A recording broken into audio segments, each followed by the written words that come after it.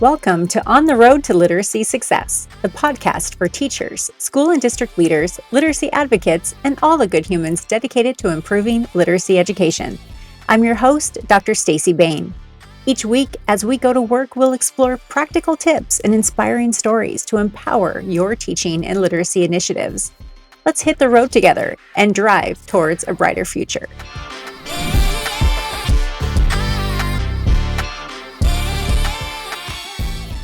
Welcome to On the Road to Literacy Success, a podcast that spotlights educators and researchers dedicated to reducing the messiness of teaching and learning while translating research into practice for literacy success.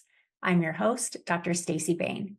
On today's podcast, we're honored to Zoom to Canada and speak with Nate Joseph, a well-known researcher, author, practitioner, and dad.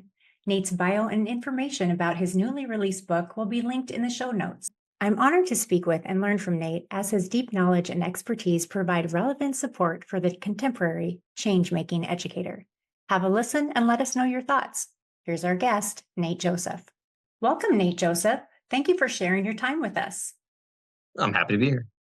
It's a real honor to have you as a guest on the Road to Literacy Success because as a former public school teacher and executive director, I personally believe in the power of practitioners and supporting their literacy wins and their smart teaching and leadership moves. People in schools are the real deal. And I think that you and I would agree that teachers and their teaching, leaders and their leading changes lives, right? Yeah, I definitely think that teaching can lead to change in people's lives for sure. So through our conversations, learning about your deep, no-nonsense expertise, the listeners and I, we will leave this conversation better for it. So thank you so much. We are so excited to have you on the road with us. And you are this podcast's second guest. Yeah.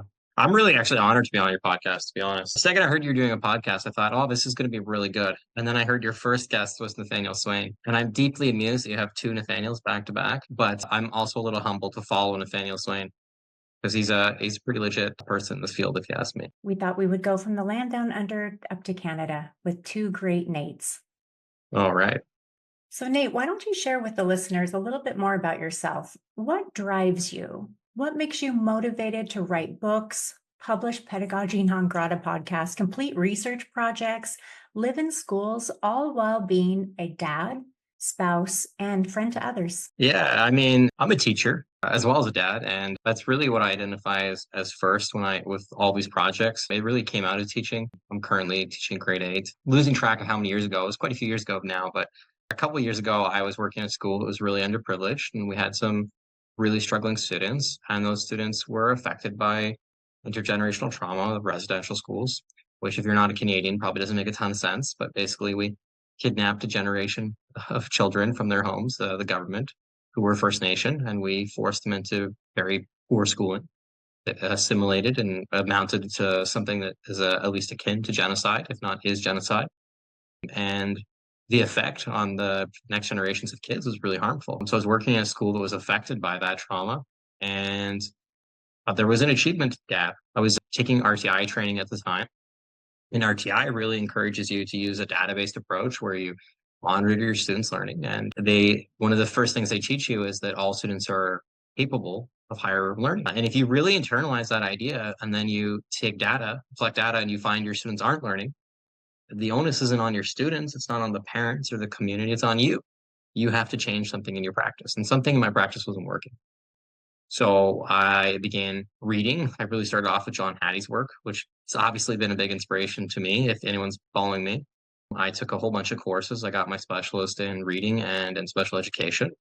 And I really started trying to add more evidence-based practices in my class and change what I did over time. And then monitor my data to see if it was making improvements in student learning. And through that process, I started to realize that there was a bit of a disconnect between what I was being taught in my courses was evidence-based and what seemed to actually be evidence-based. And I grew kind of frustrated with that. And that led to starting the podcast, Pedagogy Non Grata, with a friend who also felt this. And the term pedagogy non grata, although I don't love the name, if I'm being honest, means science of teaching not welcome. And it was a reflection of the fact that we felt like the science of teaching wasn't welcome, that teaching was viewed as an art, and there was sort of an orthodoxy of what that art looked like. And I really wanted to sort of break away from that if I could. That's phenomenal. That's such a compelling story that you have. I love that you were looking at the data and you were thinking, well, this is on me and it's not on the kiddos. And then what am I going to do about that? And really, I think that's something that's really hard for people to internalize. If you look at research, it consistently shows that teachers have the biggest impact. And in fact, recently I was looking at a school board's data, and they asked me to look at different demographics of students. And the difference between demographics was really small, really tiny. The difference between like teacher to teacher was enormous. And I think that's shown out again and again in the literature that it's teachers that make the impact. So once you accept that, it's actually kind of a terrifying responsibility too, right? So if your student is struggling, it's actually on you to find a way to support them. I don't know if that's a popular idea, but I think it's a true idea. which then helps us to think about the new book that you've published. So I've been reading your new book, The Well, Scientific thank you. Principles of Teaching, Bridging the Divide Between Educational Practice and Research. Just for the listeners, that's the title. And truthfully, it's great. I'm going to be reading this book for the rest of my life. I'm going to have this as one of my resources that I read and reread. So can I just tell you quickly, do you want to know how I got it in my hands? Absolutely.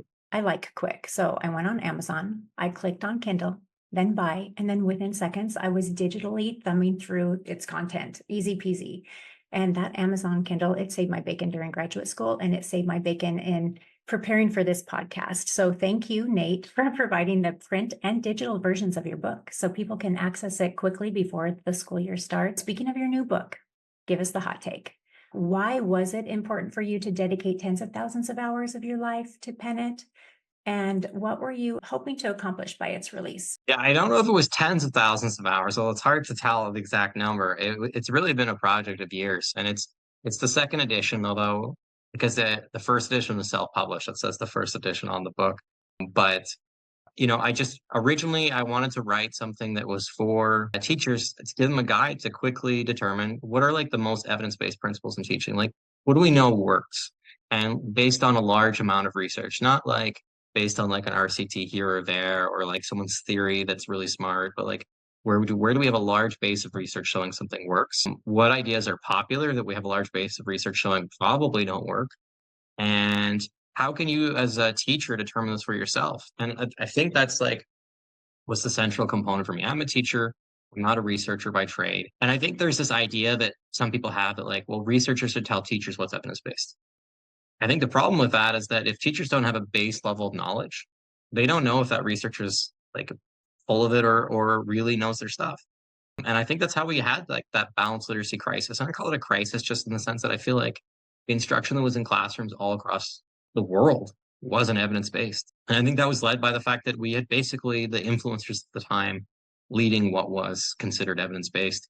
And I think even professors fell for those influencers at the time. So this is really meant to just give teachers that basic level of knowledge of, theories of learning. How does learning happen? What what teaching strategies do we really know work? And how can you evaluate this stuff for yourself? How do you look at this without my help next time? And my my goal was not to provide teachers with like the definitive, you're going to teach like this is all the answers, because research evolves. Like, I think there's this idea of research as fixed, but it's not. We're constantly going to do studies done. And there's going to be things in my book that are disproven. And I want people to know that. Like, I'm not going to like stick to my guns and be like, this thing that's been disproven, I still stand by it. I'm not going to do that. I'm going to admit that things get disproven because research changes over time. But I'd rather equip people with the tools to be able to figure this out for themselves than just try to give them like a roadmap to what I think teaching should look like. Phenomenal. And it's such meaty text with several chapters in there. How many chapters are in this text? You know what? I don't even know. Am I being truthful? There was like 8 drafts of that, maybe more. And then it's the second edition. So there was probably like 2 or 3 drafts of the first edition. So despite spending a lot of time on it, I couldn't tell you. I haven't the faintest clue how many chapters are in that book. Okay, well, I have it up on my Kindle book and it's saying 17. 17. Okay. Isn't that That impressive? wouldn't have been my guess. If I had to have guessed, I would have said 22. So I apparently thought I wrote more than I did. Well, each chapter has many sections. So you did. It's a great. Hey, Thank you. so That's really kind of you to say. it's true. Would you like to thumb to chapter 13 for a moment? Just give you the scoop. I don't So have a copy in front of me. all good. Chapter Okay. 13 is all about A couple of concepts. Let's dive into inquiry-based instruction. And the reason why is because on the West Coast, inquiry-based instruction continues to gain traction. So in that chapter, you speak about teaching methods, traditional teaching and constructivist teaching. So what would you want the listeners who work in schools and classrooms every day to know about inquiry-based instruction? Yeah, it's really tough because it's sort of its own thing, and then it's also an umbrella term, and then you're talking about that constructivist. So constructivism is sort of like the philosophy or theory that underpins inquiry-based learning and problem-based learning and discovery-based learning and a lot of other philosophies like teaching to learning styles. But the main, I think, teaching methodology that came out of constructivist learning theory was inquiry-based learning. So, people get really bogged down into these definitions. I'm going to throw that out there because there's going to be some researcher out there who says, well, Nate's definition doesn't jive with my definition. Therefore, this entire podcast or book is now invalid. But the way I've interpreted most commonly is that inquiry-based learning is students having some level of self-directed learning, usually through research. So, when everyone needs some inquiry-based learning. So, for example, I think the easiest example would be like a grade 12. You're given a research essay. That's inquiry-based learning to some extent, although you might have some direct instruction that goes with that, explains how are you going to do your research? How are you going to write your essay? But I think inquiry-based learning is about trying to empower the student to do research to answer a question. Whereas problem-based learning is actually something that, from what I understand, originated mostly from colleges, med school. And it was the professors would give students basically a medical problem and ask them to go figure out the answer.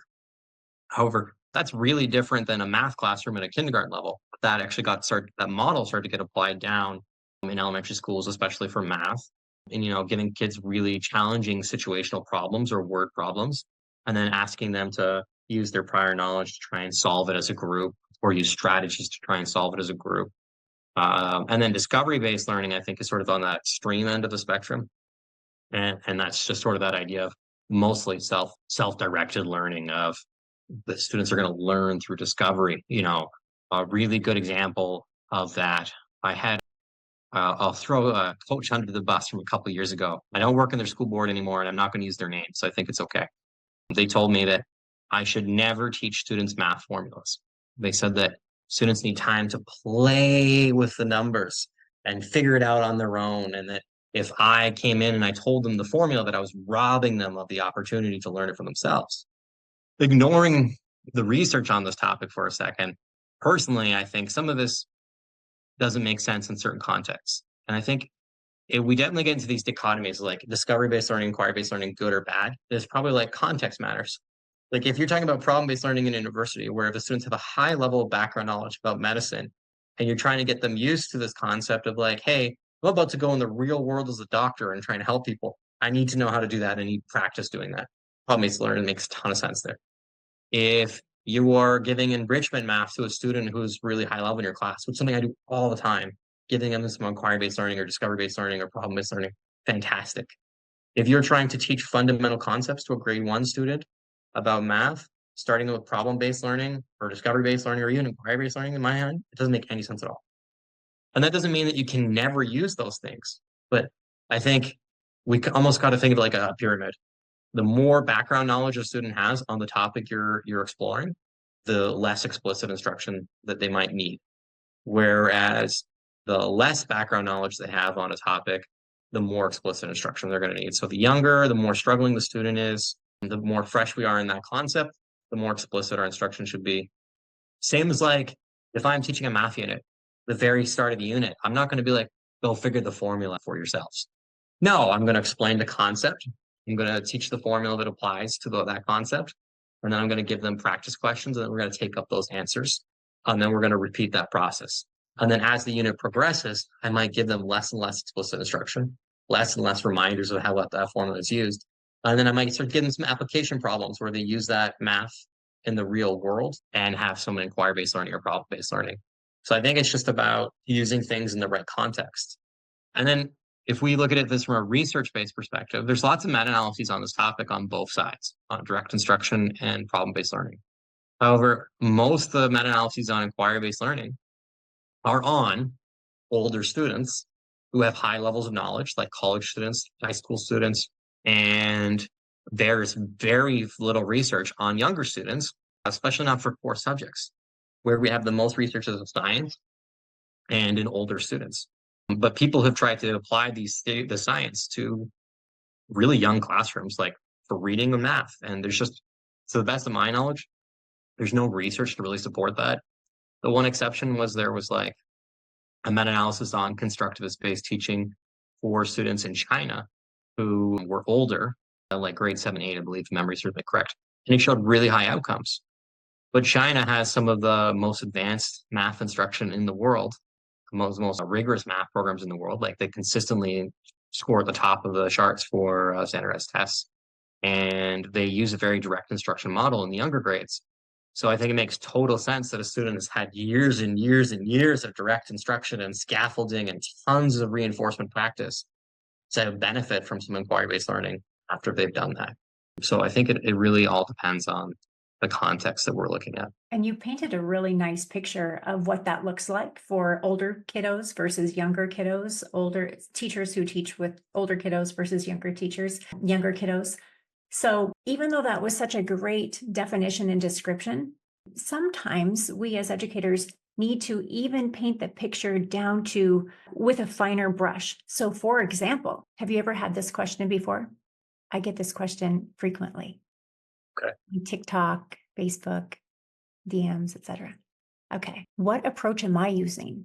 Am I using an inquiry-based approach when I'm teaching Tier 1 instruction, when I teach kids to read, write, spell, and listen? So when my school district asks me to use a workshop model, Staci, are you saying that that is primarily leading with an inquiry-based foot forward? What would you say to that? What would be some general labels of methodologies that people are using or system structures that people are using that we could help educators say, generally speaking, if you use a workshop model in your classroom for Tier 1, is that leaning into more of an inquiry-based style? Yeah, I have gotten that question a bit over the years, although I have to admit, I hate that question just because I've not been in sort of a Lucy Calkins style school before. But I will admit that I think sometimes it gets phrases like, do you teach centers? And I've never been a huge fan of centers or like that workshop model or the guided reading model, in part because, yeah, the instruction never seems to be quite as explicit, especially with centers. I find like often be like, we'll have 5 different games in the classroom and then I'll float around and I'll kind of supervise them. I'd much rather have like an instructional period of time. So let's say if I was teaching a kindergarten class, I'm not currently teaching kindergarten, but I have taught in the past. I might have 10 minutes of a phonics lesson. And then I might then break out into something like centers or have some kind of different activity. I think the problem that centers was trying to overcome is in the very young grades, their attention span was pretty short, right? But they still have some attention span. I think they still need some of that explicit instruction. And I think that's best done whole group. I think that's easiest whole group. I think that is your Tier 1. But I do think you have to have Tier 2 and Tier 3 instruction. And I think guided reading kind of tried to do that too, but it organized it in the wrong way. You know, it was like, what reading level is the kid at? And then I'll just get books at that reading level and we'll practice reading at that level. But I think it fails to recognize that there are component skills to reading that need to be developed for students to become really proficient. And I think the same idea makes sense with math. Like, and this idea comes up in math too, where like the goal is to get the kids to be able to do application problems, like solve real world math problems. But if they don't have the fundamental knowledge behind it, they're never going to be able to solve it. It's the same for reading. You can't read a book if you don't know your alphabet. So you have to start at that student's level. And I think that's where Tier 2 and Tier 3 intervention are supposed to be. And I think for me, the big thing is always being assessment driven. That's what RtI taught me is the very first day. In fact, my students were asking me, is it true that you give reading tests on the first day of school? I'm like, yes, I do. Because I want to know exactly where my students are. And then I want to identify students who are struggling so that I can further assess what those skills that those students need are in every class I ever teach so that I can target my instruction to those skills. So I think that's why we have to take a tiered approach. And then if you have a student who's really far behind, you might need to do that Tier 3 and intervention. You might need to do something more intensive. Well, you're making me very excited for the educators in the field for the 24-25 school year, because between those two last answers, I think it really positions us well to be able to kick off the school year in a powerful way, with less confusion around what we are actually doing in the classroom to support reading, to support even math. So thank you for extending that to the other content areas as well. So speaking of the 24-25 school year, what chapter in your book or what thinking from your book would you recommend educators read first? What general concept would you like educators to dig into? What might be most helpful in tackling literacy for all right out of the teaching and learning gate? Yeah, I kind of have a double answer. I'm going to say 2 chapters. I can't narrow it down Okay. to one. All right. So the first chapter I have is actually, I think it's the first chapter in the book of memory, so it's been correct. It's just how to read research. And it's just a very basic overview. And I know that's boring. That's the most boring chapter of the book. And in fact, when I got review, when I worked with a publishing company, they had people read the book and then give me their feedback and then make me make changes. And one of the feedbacks was, oh, that chapter is so hard to read. It's so dry. But I think if you don't have a basic level of understanding of research, I think it's really hard to see the fluff from what's good. It's really easy to fall for all those pseudoscientific marketing scams. So many people on both sides of the reading war debate will have like this one weird trick, like, oh yeah, if you just use this one pedagogy, your classroom's going to be dramatically transformed. And for the most part, I don't think anything exists like that. I don't know if there's any strategy or curriculum or pedagogy that, like, if you just use this one thing, everything's going to be better. I think there's things that can really help, but I don't think there's any one thing. And I get skeptical when anyone pushes one thing too hard. So, and then, the second thing I would recommend is towards the end of the book, I have a chapter that just summarizes a whole bunch of meta-analyses on reading and math instruction. And it just says, like, what strategies do we have the most research on? So if you read those 2 chapters, you'll understand how to read that chapter. Gives you the background knowledge required to understand that chapter. And then 2, it gives you an overview of what pedagogies or teaching methods out there are really strong research base to support them. That sounds like a great kickoff to the 24-25 school year. PLC's, professional learning communities, are very popular in the United States. Are they in Canada as well? They were for a period of time, about, I gotta say 5-10 years ago, but they've fallen out of favor recently. Okay. I'm not sure why. I think they're great, actually. I think that'd be a great thing to bring back to campus, PLCs. I think even the term PLCs kind of got some hate after a while. I think teachers just started to associate it with extra work. That's this fair. is a thing I have to do. That's so fair. Yes. So book study, PLC, if people do PLCs, perhaps those 2 chapters, that'll kick us off. That'll be fun for the fall. All right. So my friend, to wrap up our time together, first of all, you have an invitation to come back anytime you'd like. Just pick up the phone. So what would you like to share with the listeners? Any last minute words of wisdom on how teachers and leaders can stay on the road to literacy success? You know what? I would just like to say, be skeptical. There's so many people out there selling a product or a book, like myself. If someone has all the answers, I have questions. Just be prepared to be wrong, question everything, and I think that was the last line of my book, was something along the lines of question everything. And I just think it's important to be skeptical. And, we're in the science reading movement era, and I think that's phenomenal. But I think it's also important to remember that part of science is skepticism. So if someone tells you something is science, ask them what the study is that they're referencing. I love that. At Educate, we always say, don't say it unless you can cite it. Have that. That's great. Not fun. Well, thank you, Nate, for being so generous with your time and for your daily efforts in bringing clarity to this very messy teaching and learning work. It will continue to be an honor to have you on as a guest of this podcast. And just like you are a regular on the Literacy View, again, we hope that you are a regular here as well. I'd be honored. To all our listeners, make sure you check out the show notes for all of the goods, Nate Joseph's research, website, podcast, his social media information, and how to snatch up his new book. If you want this podcast to be part of your life, make sure you hit the follow and leave a good human review and share it with your friends and colleagues. Our goal is to make certain that we are all on the road to literacy success. See you next time. And again, thank you, Nate, for helping us grow our scientific understanding around the very messy work of teaching and learning. Thank you so much. Thank you for joining us on the road to literacy success. We hope you enjoyed this episode and found some valuable insights to take back to your classrooms, schools, and communities. Remember, every mile we drive together, we're one step closer to literacy and justice for all. Stay connected with us and keep the conversation going. You can find me, Dr. Staci Bain, at goodhumanseducate.com and on all the social media channels. Don't forget to subscribe, rate, and review the podcast to help more educators and advocates join us on this journey. Until next time, keep inspiring, keep teaching, and keep being the amazing humans you are.